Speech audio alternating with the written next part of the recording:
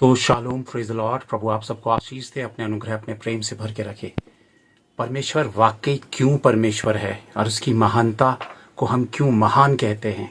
अगर हम बाइबल की गंभीरता को जानें परमेश्वर के वचन के माध्यम से, तब हम उसकी वास्तविकता को समझते हैं पवित्र आत्मा की अगुवाई के द्वारा। क्योंकि बिना पवित्र आत्मा की अगुवाई के, बिना पवित्र आत्मा के हम परमेश्वर के वचनों के भेदों को नहीं जान सकते हैं। सिंपल सी बात मैं आप सबके सामने रख रहा हूं, बाइबल से रख रहा हूं। सही और गलत क्या है, इसका चुनाव आपके हाथों में है। एक्सेप्ट करना नहीं करना, इसकी स्वतंत्रता आपके हाथों में है। अब्राहम विश्वास के द्वारा धर्मी कहलाया और लूत भी एक धर्मी व्यक्ति था, सब विश्वास के द्वारा ही। और ये सदोम और अमोरा वो जगह है जहां पे दोनों भाई अलग अलग शहरों पर जीवन जीते थे, लेकिन इन शहरों पर गुनाह और पाप बहुत ही गंभीरतापूर्वक, बहुत ही गहराई से बढ़ चुका था। और ऐसा पाप कि वहां पे एक समलैंगिकता वाला पाप बढ़ रहा था, और भी बहुत सारे पाप थे, पुरुष पुरुष के साथ और स्त्री स्त्री के साथ, जो आज के समय में है। और ऐसा पाप जो परमेश्वर को बिल्कुल भी गवारा नहीं था। और परमेश्वर ने इस बात की शर्त वाकई उसकी मानी अब्राहम की कि एक भी धर्मी व्यक्ति मिल जाएगा तो मैं इस जगह को छोड़ दूंगा, मैं इसे क्षमा कर दूंगा, वरना मैं इस सदोम और अमोरा दोनों शहरों को मैं पूरी तरह से राख कर दूंगा, मिटा दूंगा। दोस्तों, मेरे कहने का मतलब क्या है? परमेश्वर किन्हें सुरक्षा देता है और किन्हें दंड देने से बचाता है। जिनके ऊपर दंड नहीं आने देता है, वे कौन हैं? वे धर्मी हैं। इसीलिए अब्राहम से उसने कहा कि जो धर्मी होंगे, और वाकई एक भी धर्मी नहीं मिला। और सदोम और अमोरा पूरी तरह से तबाह हो चुका, उस जगह पे पूरी तरह से वो राख हो गया। अब्राहम और लूत का परिवार बचाया गया, लूत की पत्नी नहीं बचाई गई, क्योंकि वो बचाए जाने के उस पूरी योजना का हिस्सा थी, लेकिन उसकी मन की लालसाओं ने उसे नमक का खंबा बना दिया। और उससे दूसरी तरफ हम देखते हैं नूह और उसका परिवार। नूह और उसका परिवार नूह एक धर्मी व्यक्ति था, और उसका परिवार जो था वो धार्मिकता के थ्रू पालन पोषण किया जाता था। और ऐसी ही वजह नूह के परिवार के साथ रही, और सारी दुनिया जो थी वो मिट गई और तबाह हो गई। नूह और उसका परिवार 40 दिन और रात जल प्रलय जो हुआ, जमीन के भीतर से सोते फूट पड़े और आसमान से 40 दिन तक पानी बरसा। हर एक मनुष्य जाति जो थी वो पानी में डूब के खत्म हो गई। दो लोग, नूह का परिवार और अब्राहम और लूत का परिवार, ये अलग अलग हालातों में बचाया गया, और उसकी वजह थी उनका धर्मी होना। और वहां के जो लोग नहीं बचाए गए वे धर्मी नहीं थे। तीसरी बात आ जाती है अब हमारे समय में 2000 वर्ष पहले, जब यीशु मसीह आता है। क्योंकि परमेश्वर ने एक वाचा बांधी थी कि अब दोबारा वो मनुष्य जाति को इस तरह से नहीं मिटाएगा। तब उसकी महान योजना इस जमीन में प्रकट होती है पवित्र यीशु मसीह के द्वारा।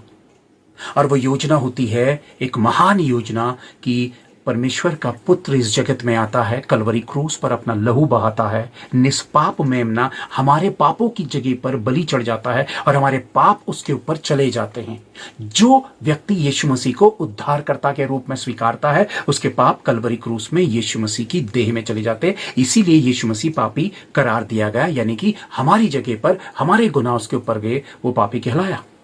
और हम बिना धार्मिकता का काम किए धर्मी कहलाए गए। क्यों? क्योंकि हमने यीशु मसीह पर विश्वास किया। और एक ये नई चीज जो व्यवस्था के ऊपर आई, वो था हमारा विश्वास। और विश्वास के द्वारा परमेश्वर ने हमें धर्मी ठहरा दिया, हमें डिक्लेयर कर दिया। धर्मी का मतलब है कि हम में कोई पाप नहीं। जो पापी होता है वो धर्मी नहीं कहलाता, और जो धर्मी होता है वो पापी नहीं कहलाता है। अब बिना कर्मों के, बिना किसी अच्छे काम के हम धर्मी क्यों कहलाए? क्योंकि हम अच्छे काम करके धर्मी बन ही नहीं सकते थे। यही वजह थी कि प्रभु का अनुग्रह आया। अनुग्रह का मतलब है दया। अनुग्रह का मतलब है परमेश्वर की दया। अनुग्रह का मतलब है कि जो चीज हम नहीं कर सकते, अनुग्रह का मतलब है ग्रेस। और ग्रेस वहां पे जहां पर हम काबिल नहीं हैं, हम अयोग्य हैं, वहां पे परमेश्वर की योग्यता हमारी अयोग्यता को योग्य बना देती है, यानी कि हमारी अधार्मिकता को वह धार्मिकता में बदल देती है। देखिए, अब्राहम और लूत के परिवार को दंड ना दिए जाने की वजह थी उनका धर्मी ठहराया जाना। आप समझ रहे? लूत का परिवार धर्मी था, नूह का परिवार धर्मी था, इसलिए इनके ऊपर दंड नहीं आया। अब वो धार्मिकता को हम अलग तराजू में तोलें और आज की धार्मिकता को अलग तराजू में तोलें, बिल्कुल भी नहीं, क्योंकि बाइबल एक है। धर्मी का मतलब वास्तविक धर्मी होता है, वो भी परमेश्वर की दृष्टि में परमेश्वर कोई गलती नहीं करता है। यही बात मैं आप सबको समझाना चाह रहा हूं। यदि हम धर्मी हैं तो हम पापी नहीं, और अगर हम पापी नहीं तो फिर हम परमेश्वर की संतान हैं, ये बाइबल कहती है। और यदि हम परमेश्वर की संतानें हैं तो संतानें पिता के साथ रहती हैं, और पिता का घर कहां है? स्वर्ग में। यीशु मसीह पिता की दाहिनी ओर जा बैठा और स्वर्ग और पृथ्वी का अधिकार उसे दे दिया गया। और यदि हम धर्मी हैं तो हम पर अंत के समय का क्लेश और हमारे ऊपर अंत के समय का दंड नहीं है। और यदि हम अंत के समय की पीड़ाओं को सहने वाले हैं तो फिर हम धर्मी क्यों? और यदि यह सवाल उठता है कि हमारी परख होगी तो हम वास्तव में परख से होकर गुजरे। पर दो कैटेगरी पर मनुष्य जाति बट जाएगी। एक वे जो ईमान में कमजोर होंगे और जो दुख उठाकर विश्वास में अपने आप को हमेशा मसीह के लिए समर्पित किए। और यही बात 2000 वर्षों से पौलुस बताता चला आ रहा है कि हम विश्वास से धर्मी हैं तो हमारे पास धन्य आशा है, हमारे पास उम्मीदें हैं। यदि मैंने प्रभु पर विश्वास किया और सब कुछ छोड़कर उसी को परमेश्वर मानकर एक भय का जीवन जिया, हर बुराई और हर गलती से दूर रहा, लेकिन फिर भी यदि मुझ में कमजोरियां हैं तो मेरा मसीह पर विश्वास करना उसके अनुग्रह के द्वारा मेरी खामियों को खत्म कर कर परमेश्वर के सम्मुख खड़े होने की खूबियों से मुझे भर देता है।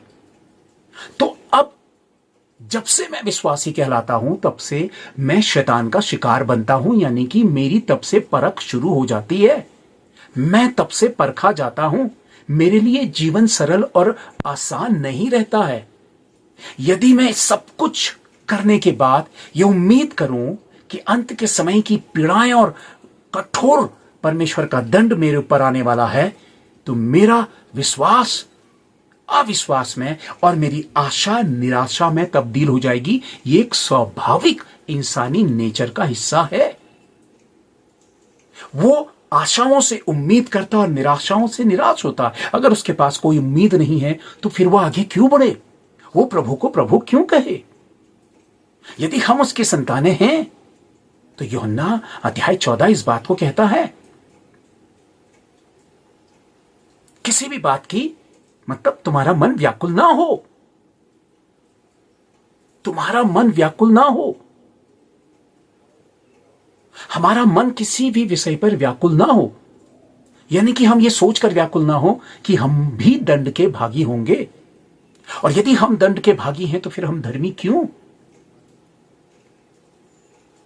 अगर मैं न्यायाधीश के सामने, यानी कि मैं जज के सामने कोर्ट पे खड़ा हूं और सारी बहस और सारी सुनवाई के बाद जज ये जजमेंट देता है कि इन पे कोई अपराध और पाप नहीं पाया जाता है, तो जब जज ये जजमेंट दे कि मुझ में कोई अपराध, कोई गुनाह, कोई पाप नहीं पाया जाता है, तो वह मुझे बाइज्जत बरी कर देता है। बाइज्जत।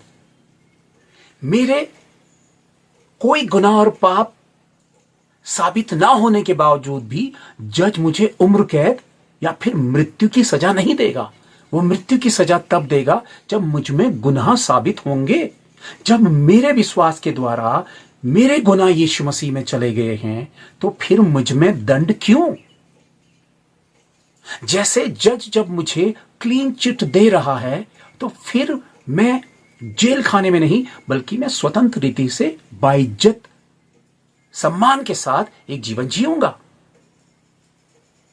शैतान कभी नहीं चाहता है कि हम परमेश्वर की वास्तविकता को जानें, और हम विश्वास के द्वारा धर्मी ठहराए जाते हैं, और विश्वास के द्वारा ही हमारी पहुंच परमेश्वर तक है।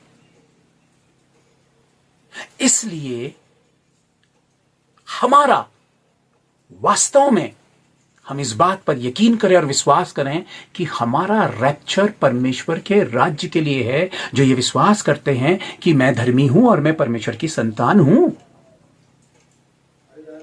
जैसे अब्राहम और लूत और नूह और उनका परिवार धर्मी ठहरा, तो उनकी जिम्मेदारी परमेश्वर ने ली, क्योंकि ये धर्मी है और मैं इन पर एक भी आंच नहीं आने दूंगा।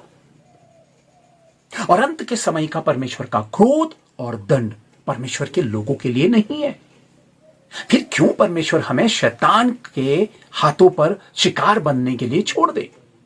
कि जब 666 का टाइम आए और शैतान का राज्य आए और शैतान तबाही आरंभ करे, तो उसके आरंभ करने से पहले ही परमेश्वर हमें अपने स्वर्गीय राज्य में ले लेगा, यानी कि हमारा रैप्चर हो जाएगा, और उसकी धार्मिकता सिद्धता के साथ हमारे जीवन पे कार्य करेगी। हमारा विश्वास ही हमारी धार्मिकता को सिद्धता पर बनाता है, यानी कि हमारा विश्वास के साथ धीरज और हमारी आशा।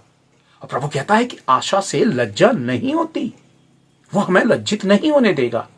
लेकिन जो विश्वास में कमजोर होंगे, जो परमेश्वर के साथ उस स्तर में विश्वास के साथ नहीं होंगे, वो इसी जमीन पर छूट जाएंगे अंत के समय की पीड़ाएं और शैतान के द्वारा उस क्लेश को सहने के लिए। शैतान का दंड धर्मियों पर परमेश्वर नहीं आने देगा। परमेश्वर, बाइबल का इतिहास है कि धर्मियों को हमेशा शैतान के चंगुल से सदा सर्वदा बचाता आया है।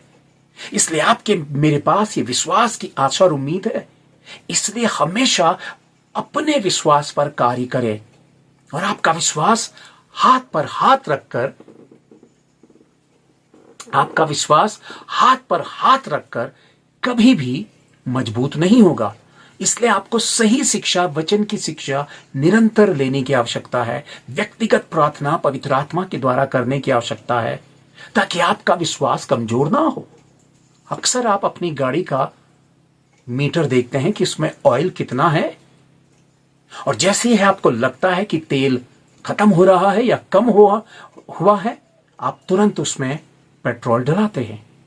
ऐसे ही हमारा विश्वास कमजोर ना हो, अयोग्य ना हो, बल्कि विश्वास हमारा मजबूत हो। हमारा विश्वास और हमारी धैर्यता उन 5 कुमारियों के समान जो लापरवाह नहीं थी।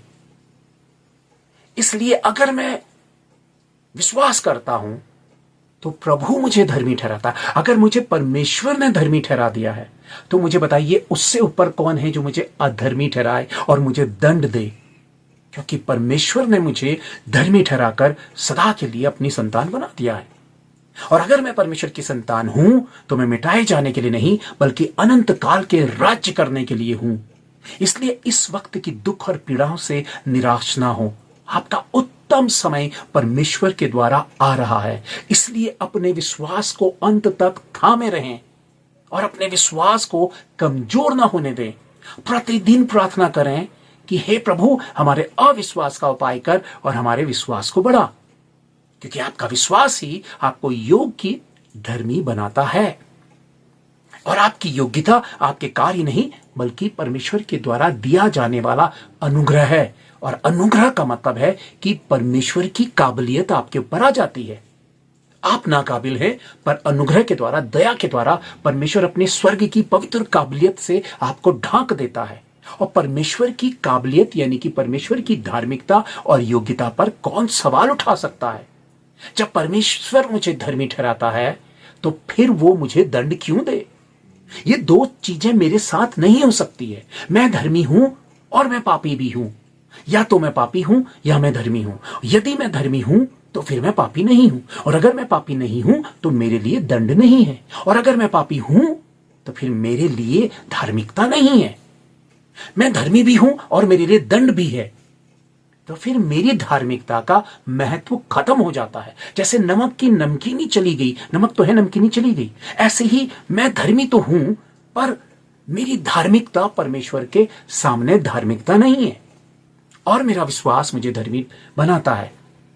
इसलिए प्रिय भाइयों बहनों दोस्तों, मैं ये विश्वास दिलाना चाहता हूं, और परमेश्वर के बहुत सारे वचन, क्योंकि ये वीडियो बहुत लंबा हो जाएगा, पर मैं स्क्रीन पर आपको कुछ रेफरेंसेस तो मैं देता चला जा रहा हूं, ताकि आप उन छोटे छोटे वचनों से पवित्र आत्मा की सहायता से उन्हें समझें और प्रभु से ये प्रार्थना करें कि वास्तव में प्रभु मेरी आत्मिक समझ को खोल, कि मैं डर और भय के साए में नहीं बल्कि परमेश्वर के प्रेम और अनुग्रह के साए में जीवन बिताऊं, और विश्वास के साथ परमेश्वर का उस महिमा का इंतजार करूं जिसके अनुग्रह के द्वारा मेरा रैप्चर है। जबकि अंत का दौर बिल्कुल स्पष्ट रीति से दर्शा रहा है कि समय बहुत निकट है और हम परमेश्वर की महिमा में उठाए जाएंगे। वाकई ये बातें आपको लगती हैं कि ये परमेश्वर की वास्तविक वचन से है और आपकी आत्मा को छूती हैं, तो दूसरों तक जरूर पहुंचाएं। Thank you. Praise the Lord.